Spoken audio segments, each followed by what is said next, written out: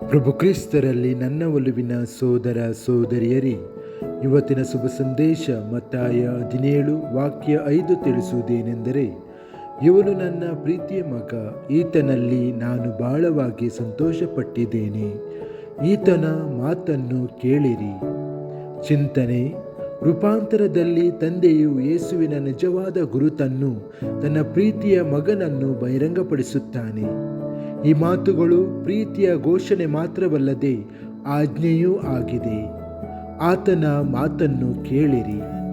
ಗದ್ದಲ, ಅಭಿಪ್ರಾಯಗಳು ಮತ್ತು ಗೊಂದಲದಿಂದ ತುಂಬಿರುವ ಜಗತ್ತಿನಲ್ಲಿ ದೇವರು ನಮ್ಮ ಹೃದಯಗಳನ್ನು ಕ್ರಿಸ್ತನ ಧ್ವನಿಗೆ ತಕ್ಕಂತೆ ಹೊಂದಿಸಲು ನಮ್ಮನ್ನು ಆಹ್ವಾನಿಸುತ್ತಾರೆ. ಯೇಸುವನ್ನು ಕೇಳುವುದು ಎಂದರೆ ಆತನ ವಾಕ್ಯವನ್ನು ನಂಬುವುದು, ಆತನ ಮಾರ್ಗವನ್ನು ಅನುಸರಿಸುವುದು ಮತ್ತು ಆತನ ಬೆಳಕು ನಮ್ಮ ಜೀವನವನ್ನು ಪರಿವರ್ತಿಸಲು ಅವಕಾಶ ನೀಡುವುದು.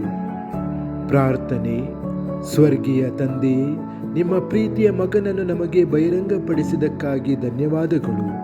ಯೇಸುವನ್ನು ನಿಜವಾಗಿಯೂ ಕೇಳಲು ನನ್ನ ಕಿವಿ ಮತ್ತು ಹೃದಯವನ್ನು ತೆರೆಯಿರಿ. ನಂಬಿಕೆ ಮತ್ತು ಧೈರ್ಯದಿಂದ ಆತನ ವಾಕ್ಯವನ್ನು ಅನುಸರಿಸಲು ನನಗೆ ಸಹಾಯ ಮಾಡಿರಿ. ನನ್ನ ಜೀವನದಲ್ಲಿ ಆತನ ಬೆಳಕು ಬೆಳಗಲಿ ಮತ್ತು ನಾನು ಯಾವಾಗಲೂ ನಿಮ್ಮ ಪ್ರೀತಿಯ ಮಗುವಾಗಿ ಉಳಿಯಲಿ.